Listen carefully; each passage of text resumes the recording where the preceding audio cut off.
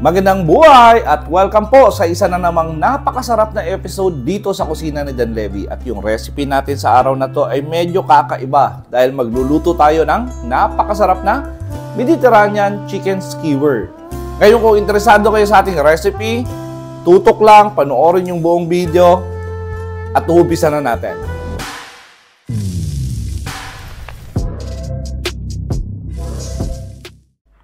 At gagamit lang tayo rito ng boneless na thigh and leg part at hiniwa lang natin ito sa katamtamang laki, mga approximately 1 inch by 2 inches long. Tapos gagawa na tayo ng ating marination at gagamit ako rito ng Greek creamy yogurt. Ngayon kung hindi naman available to sa lugar nyo, pwede naman kayo gumamit lang ng ordinary na yogurt. Lagay natin yung asin. Lagay tayo ng cinnamon powder, cumin powder, tapos black pepper powder. Lagay tayo ng basil leaves. Ito yung dry lang yung ginamit natin. Tapos gamit din tayo ng oregano. At syempre, lalagyan natin ng paprika. At yung ating lemon ay kakadka rin lang natin yung balat. Tawag dyan ay lemon zest. Yan yung magbibigay ng kakaibang aroma doon sa ating Mediterranean chicken skewer. Tapos, gagamit din tayo rito ng bawang at kakadkar din natin ng pinong-pino. Ngayon kung meron kayong garlic paste, pwede nyo nang gamitin yon. Tapos, pigain na natin yung ating lemon. Isama na natin sa ating marination. At maglalagay rin ako rito ng olive oil. And by the way, para sa kompletong at tamang timbang ng ating ingredients, sinulat ko po sa description box. Haluin lang natin to. Maganda yan pag nahalo talaga natin ng maigi.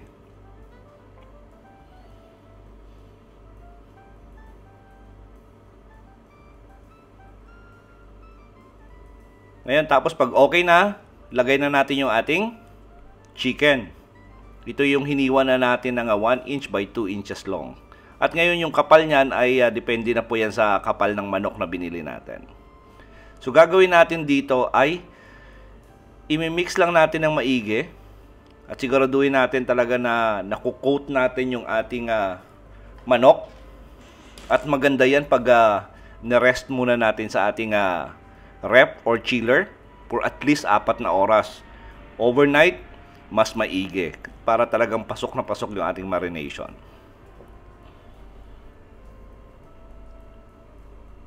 Rest muna natin ng 4 hours. Tapos habang hinihintay natin, gawa lang tayo ng simpleng salad. Tawag dito ay oriental salad. Naghiwa lang ako ng cucumber at hiniwa ko lang yan sa medyo maliliit. At yung kamatis natin ay hiniwa lang natin yan sa cubes. Lagyan natin ng olive oil, salt, crushed black pepper. Tapos lagyan natin ng lemon extract. Tapos haluin lang natin. Tapos ang maganda rito, pagkatapos natin haluin, lagay muna natin sa ating ref para medyo malamig at saka magiging crunchy yung ating cucumber.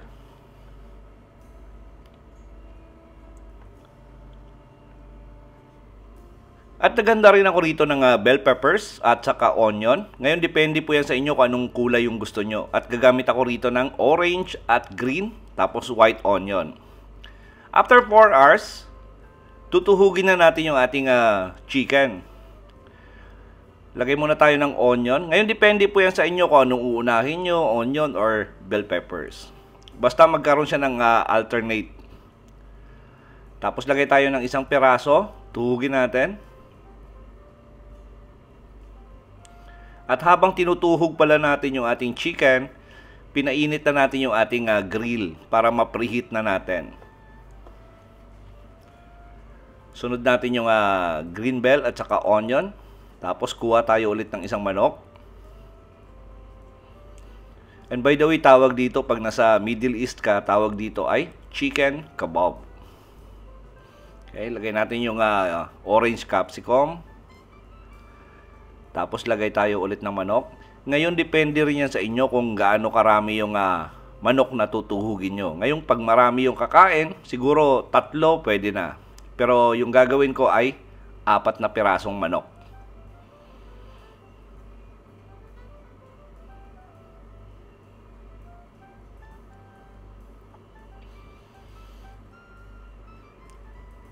Ito na yung last. Tapos lagyan lang natin ng sibuyas to sa dulo. Sundin lang natin yung ganitong proseso para sa lahat ng chicken na minarinate natin. Tapos pag natuog na natin lahat, pwede na nating ihawin. Gumamit lang ako rito ng electric grill kasi dito sa Dubai bawal yung mausok. Kaya bumili na lang ako ng electric grill para smokeless. Lagay lang natin sa ating grill. Tapos lulutuin natin to for about 20 minutes. Moderate lang yung init, huwag niyong biglain kasi baka sunog na, hilaw pa yung nasa loob. So every 5 minutes, iikot lang natin. At wala na tayong ipapahid dito. Iikot lang natin every 5 minutes, tapos for 20 minutes, luto na po yan. Na-imagine nyo na ba yung sarap ng ating Mediterranean chicken skewer? Nako, napakadali lang ng recipe na to. Pwede nyo gawin sa bahay.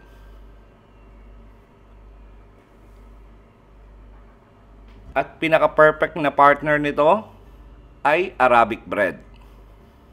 Yan na yung kasama pag order ka rito sa restaurant dito sa UAE or sa Dubai o sa Middle East. Yung kasabay niya talaga yan ay Arabic bread at Oriental salad.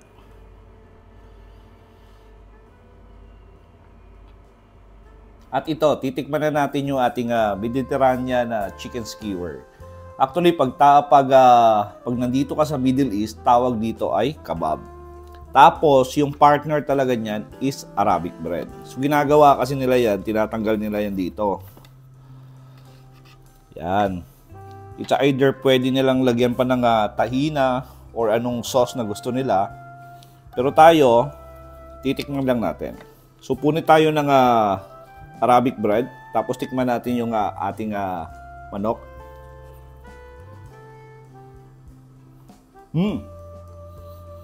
Sakto lang yung asin.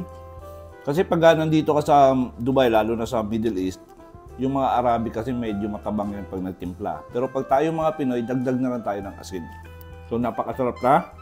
Partner nito ay Arabic bread.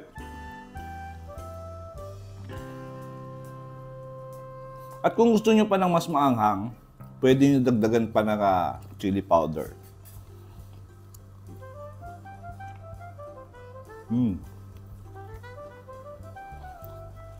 Sarap.